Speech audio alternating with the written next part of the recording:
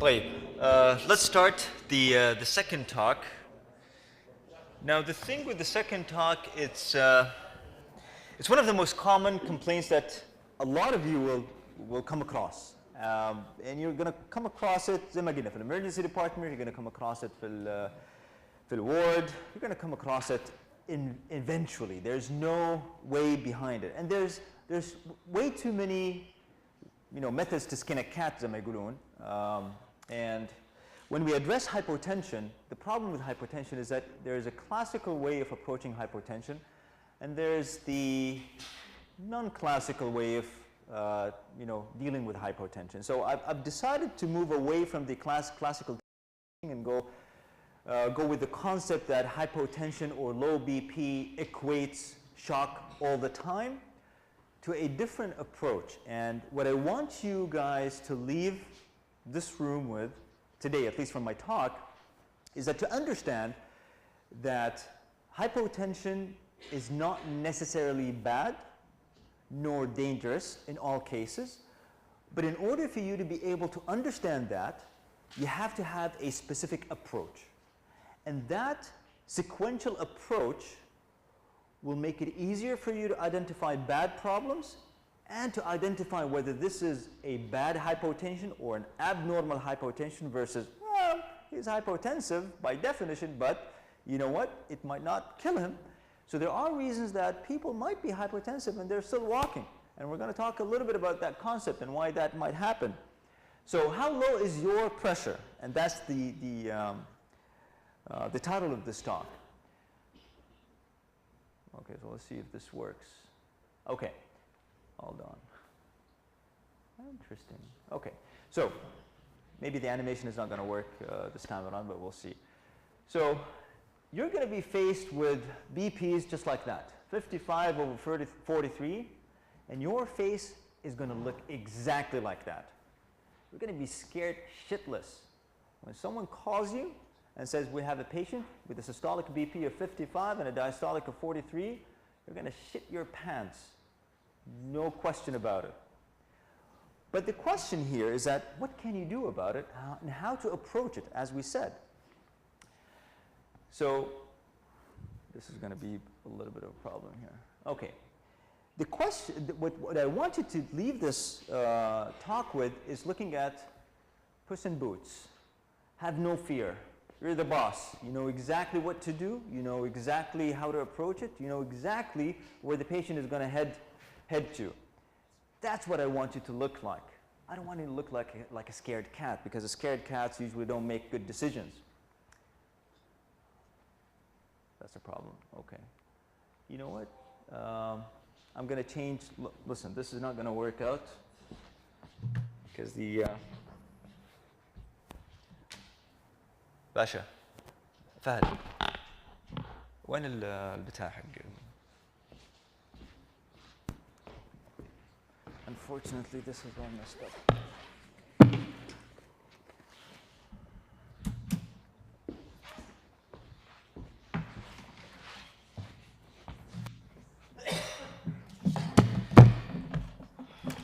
Thank you. Thanks.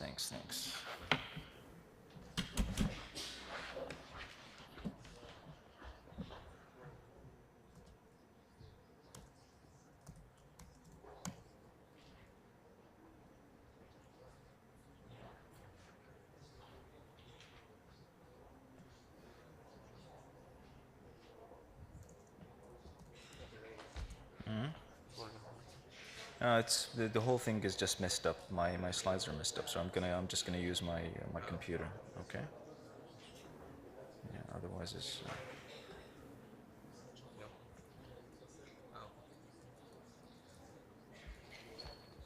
Okay. No, I have my own. Yeah. I'm gonna print it. So I suggest we use our computers, guys, because this is not going to work out. Hey.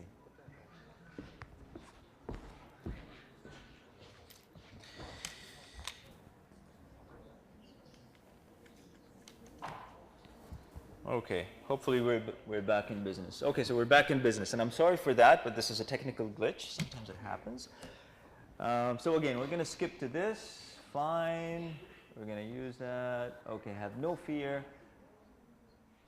Okay, so what are we talking about? Today what we're going to talk about is a little bit of physiology.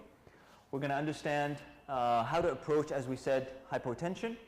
And I think it's very important for you guys to just have a little insight about what is in the future and how to approach shock and hypotension in the future. And I think we're not going to delve in details, but I think it's very important just to have a global idea of how to assess hypotensive patients. And it's a major shift of paradigm from the old ways and old methods of doing things into the future. And I'm going to give you a little bit of a glimpse of how to do that. Okay, so again, back to the 55/43 patient. So you get called for this patient. And no matter where you get called for this patient, it might be in the emergency department, it might be, as we said, in the ward, but invariably, you're going to be called by this nurse. Okay, she's going to call you. She's going to pick up the phone. Whether that's in the middle of the night, you're on call, and she's going to say, you know, doctor, we have a patient whose blood pressure is 55/43. What are you going to do about it?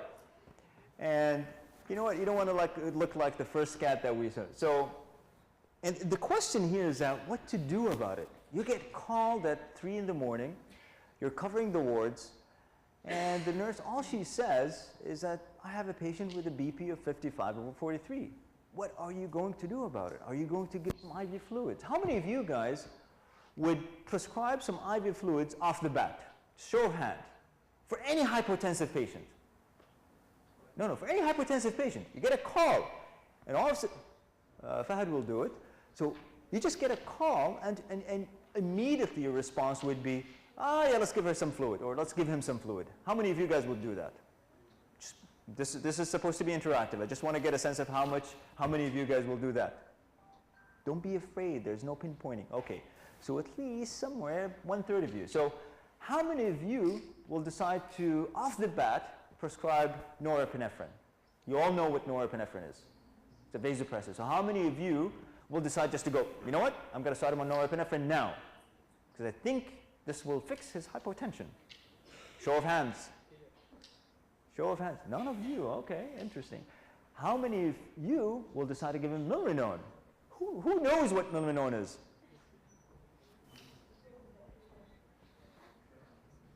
Who knows what milrinone is? Okay, so it's a diphosphoesterase inhibitor. So it's an inotrope. And who would immediately go and jump on the patient and assume that this is a pneumothorax that's causing the hypotension and is going to stick a needle into someone's chest? Show of hand. How many of you would ask the nurse to place the pads and start pacing the patient? Place the pads on the patient's chest wall and ask her to pace. Show of hands. Well, okay, so most of you, off the bat, they're going to prescribe IV fluids. Is that correct? I'm assuming that correct. But I'm going to tell you that probably, and a lot of times, IV fluid might not be the right choice to make immediately for every single hypotensive patient. And the way to know that, and the way to reach to that conclusion, is that you have to approach hypotension in a systemic way. And I'm going to provide you with a systematic method and a sequential method by which, if you exercise with each and every patient who comes to you with hypotension, you'll probably make the right call and administer the right intervention. Okay? Good. So what defines low BP? So many definitions. So definition number 1 is a systolic blood pressure less than 90, or a MAP of less than 60, or a MAP less than 40 from the baseline, or a gap, a delta. So let's say someone who's hypertensive, his usual BP is 100, a mean of 100, and he comes in with a MAP of now, or a mean of 60 or 65. Would that considered to be a hypotension? Well, it's a relative hypotension.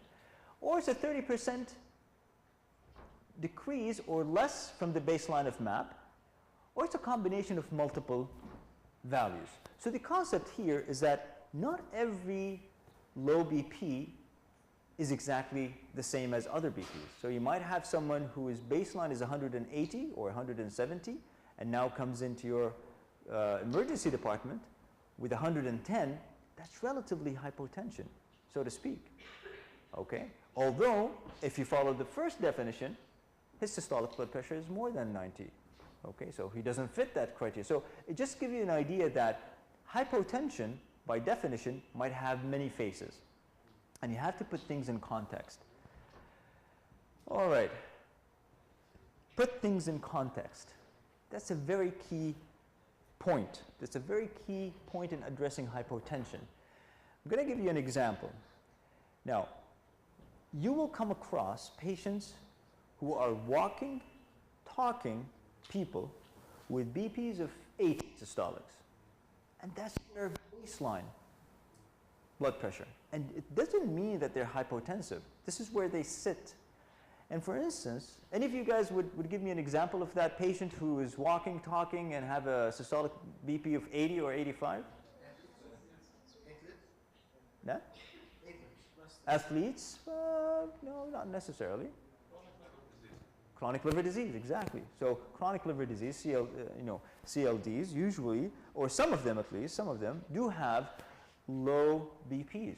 For multiple reasons, that goes back to the pathophysiological processes underlying. Similar to that, some of the chronic kidney disease patients who might be walking and talking with low BPs. So it is not uncommon that you see patients with low BPs and still walking. So every single hypotension has to fit in context. For instance, someone who comes in a trauma patient, as a trauma patient in trauma, with a BP of 80, that's bad, okay? Because the context is different. Because the context here indicates that this patient might have bled to a degree where the blood pressure has dropped, okay? So remember the context and the blood pressure. And this is back to a little bit of physiology from med school. So we're going to go stepwise. So who can give me or provide me with the equation of blood pressure? What does blood pressure equates? What is it? Okay, so that's cardiac output times systemic vascular resistance. And what is cardiac output? What are the determinants of cardiac output? Okay, excellent. So heart rate times stroke volume. And what are the determinants of stroke volume? Fantastic. This is probably the most important slide in the whole talk, because it just put things in perspective. So if you understand what are the determinants of blood pressure, whatever follows afterwards is pretty much easy. It's not complicated, okay? So it's approach, approach, approach. What I want you to leave with this today is an approach to hypotension. And I'm going to present to you with my approach. It's not my approach, it's been talked about, but I think I coined the name. So I'm gonna own that. And I call it take a hike or take hikes. All of you know what hiking is. Okay, so what does hiking mean? Climbing up. So if you have someone who has a low BP, I want you to take a hike or hikes, multiple hikes. Okay, so remember hikes. Someone with low BP, take a hike or hikes. And the only difference is here is that we're going to change the K with C, and we're going to add a little bit of an S there. So hikes. In order for you to be able to understand the process or the approach, it has 4 steps. Step number 1, looking at the heart rate. Step number 2, looking at the intravascular volume. Step number 3, looking at the cardiac performance. And step number 3, looking at the systemic vascular resistance. So if you approach hypotensive patients with this systemic sequential approach, starting from the heart rate, looking at the intravascular volume, cardiac performance, and systemic vascular resistance, you're not going to miss a bad disease, and you will probably, most likely, going to call the right shot in terms of what specific management. So remember hikes, okay? So let's talk about heart rate. So, let's say if this patient with hypotension with a systolic BP of 85, or as initially our example was 55/43, has a heart rate of 180. Would that be considered a cause or a possible cause?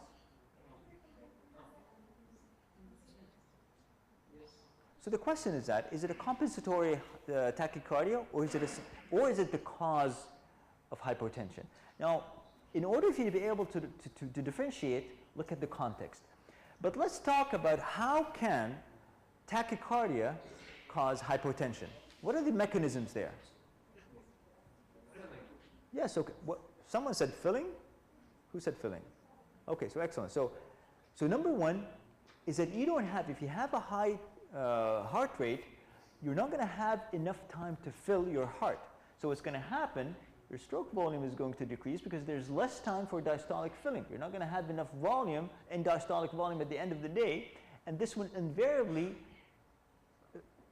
decrease your cardiac output. And remember that the cardiac output is the heart rate times the stroke volume, and this will lead to hypotension. Furthermore, rapid heart rates causes other things. It causes it decreases the blood flow to the myocardium itself. Okay, so cardiac perfusion will reduce dramatically when you have extreme heart rates. So that's how a rapid heart rate might cause hypotension. But again, the question is that which is the egg? It's the egg or chicken phenomena. Which came first? Was it the fast heart rate that caused the hypotension, or is the heart rate elevation is a consequence of hypotension? Generally, for you to be able to differentiate both, again, look at the context. Heart rates more than 170, I would say they're probably the primary cause for hypotension. For instance, someone who comes in with AFib, atrial fibrillation, who's running at 180, or let's say someone who comes in with an SVT, okay? But again, SVT in an elderly patient might also cause hypotension. So heart rates, higher elevated heart rates above 170 are usually the primary cause or the driving cause for the hypotension. Heart rates less than 170, for the most part, in healthy hearts, usually are consequences. So if someone comes in, for instance, after being involved in a motor vehicle collision, his BP is 55/43, and his heart rate is 120 or 130. What do you expect the cause of this? It's probably the trauma and the bleeding that cause a reactive compensatory tachycardia. So, this is not written in stone in terms of the cutoffs, but just remember that the extreme heart rates are probably causing some hypotension, okay? Number two, so when you assess the heart rate, it's either up or down. So if it's down, in general less than 50, it can cause hypotension, okay? So that's why, because it decreases your cardiac output and it causes hypertension. So number one, when you approach a patient with hypertension, look at his heart rate. Determine how fast or how slow. And if how fast, choose a cutoff. Probably 170 is a good cutoff. Is it above 170 or less than 170? And always put that in context. So once you determine whether your heart rate is a problem or not, let's say if it's not the problem, you're going to move to the intravascular volume, okay? And there are so many ways to determine intravascular volume, but how does intravascular volume changes your hemodynamics? How does it do that? Well, if you have less volume, you have less stroke volume, you have less cardiac output. So less volume, less stroke volume, less cardiac output leads to hypotension. Okay, so number two, when you come in to approach a patient or to examine a patient, look at his intravascular volume. So how can you determine how good is that volume status? Urine output. So you do your physical exam. So you examine the patient, and don't be afraid of touching the patient and looking at your patient. So touch the patient, check the skin turgor, look at the oral mucosa, okay? Feel extremities, whether they're hot, they're warm, they're cold. Look at the capillary refill, if it's above 2 or not. Look at check pulses, whether weak or pounding pulses. All of these will help you to understand and to estimate and to estimate the level of hydration, or not so to speak hydration. I don't like to equate hydration with volume status, but to just give you an idea, these are surrogate markers for intravascular volume. However, people have moved to more advanced methods of checking volumes, and that's using ultrasound. And nowadays, you know, when we assess hypotension, we oftentimes rely or use ultrasounds to try to help us to answer some of these questions. So we have more objective assessment about hypotension. So we use ultrasound in looking at the inferior vena cava, the IVC, the inferior vena cava. And there are specific certain measurements that will help you to understand whether this patient is hypotensive secondary to low volumes, intravascular volume from the get-go, whether this patient would be volume responsive or not. But these are advanced concepts, but I just want to let you know that, you know, we have moved from the usual assessment based on clinical manifestations into more objective assessment in ultrasound. And most of you guys, over the course of the next 5 to 10 years, will have more involvement and more work with ultrasound. So this is an important concept, is looking at the IVC and getting some more objective estimates of your intravascular volume. Okay, and again, another way of doing this is looking at the left ventricular end diastolic volume, is how much blood stays after diastole. That's another way by looking at the left ventricle. And we're not going to talk about details. Okay, so number 3, now you've looked at the heart rate, you've looked at the volume status, number 3. So remember, hikes is cardiac performance. And we know that your cardiac performance will invariably affect your blood pressure. So if you have a massive MI where your part of your heart muscle is not working, ultimately this will drop the cardiac contractility, and eventually will lead to reduction in stroke volume, and this will lead to decrease in the cardiac output and hypotension. Okay? So how would you determine that? Again, it's by physical examination. So look at the patient. Listen to the patient. Make sure that he or she does not have murmurs. Now, oftentimes it's very difficult to listen to murmurs, and to be honest with you, nowadays with ultrasound, we don't usually look for murmurs or listen for murmurs, because we have ultrasound, which can give us more objective evidence of what's going on within the heart. But it's very important to listen for overt murmurs. Examine the patient and look for signs of cardiac failure, whether the patient has pulmonary edema, raised JVP, lower limb edema. So all of these, in the context of hypertension, these are important signs because it can reflect the contractility and how the heart is actively pumping. And then complement that with an EKG. So someone comes in hypotensive, there is no way to know whether this patient has a massive MI or not without performing an EKG. So you have to do an EKG. If the patient has an MI, then this probably is contributing for his low BP. At the end of the day, we're going to go back to ultrasound. So ultrasound becomes an important tool in assessing whether the patient has reduced contractility of the heart or not. So number 3 is looking at the cardiac contractility by conducting physical exam and complementing that with an EKG and an ultrasound looking at the left ventricle. Now, number 4 is looking at your systemic vascular resistance. What might cause low systemic vascular resistance? What might contribute to hypotension? And if you lose your tone, what's going to happen at the end of the day? Blood will pool in your periphery.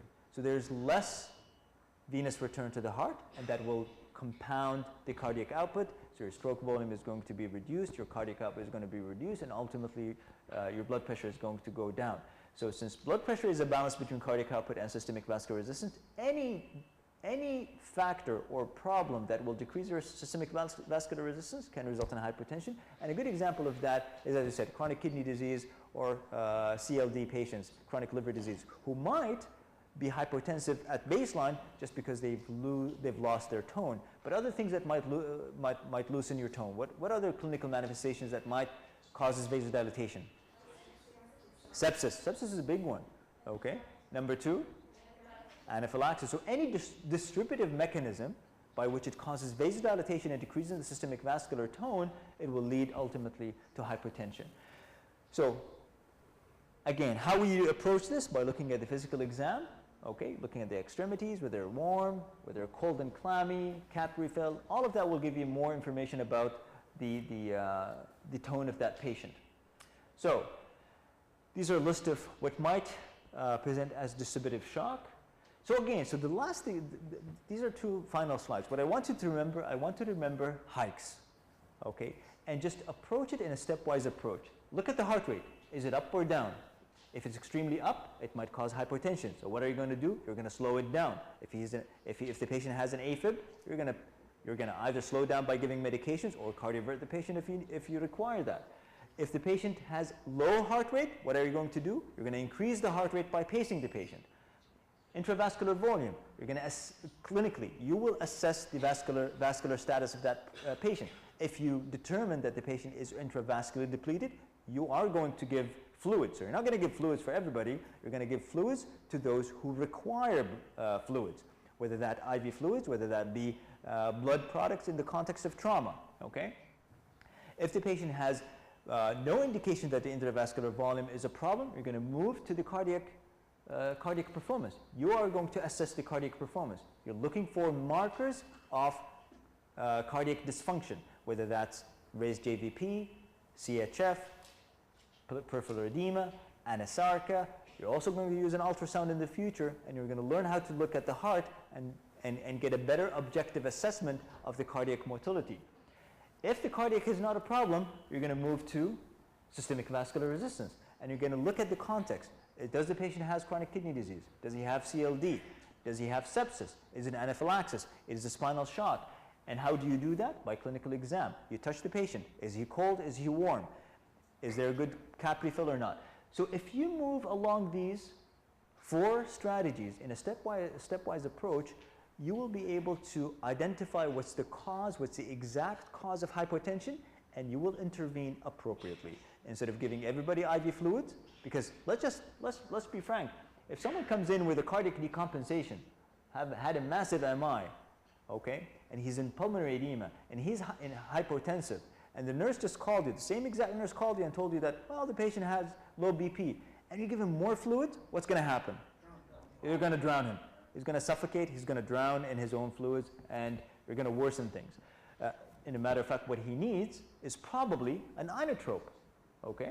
He needs dopamine, dopamine, epinephrine, milrinone, whatever inotrope you want to choose, because you want to improve that cardiac output. So the key concept here is that not all hypotensions are equal, not all hypotensions should be treated equally. You have to think about it in a clinical context. So 4 steps, remember hikes. Hikes increase your blood pressure. Conduct a physical exam. It will help you identify what's the cause of hypotension. Ultrasound exam will augment that physical exam, and all of you in the future will know and will learn how to incorporate ultrasound assessment in your assessment of hypotension. And there are so many protocols. We're not going to talk about the protocols, whether it's a high map or it's a rush protocol. This is out of the scope of this talk. And treatment will differ based on the cause of the hypotension. They're not all treated equally. Thank you.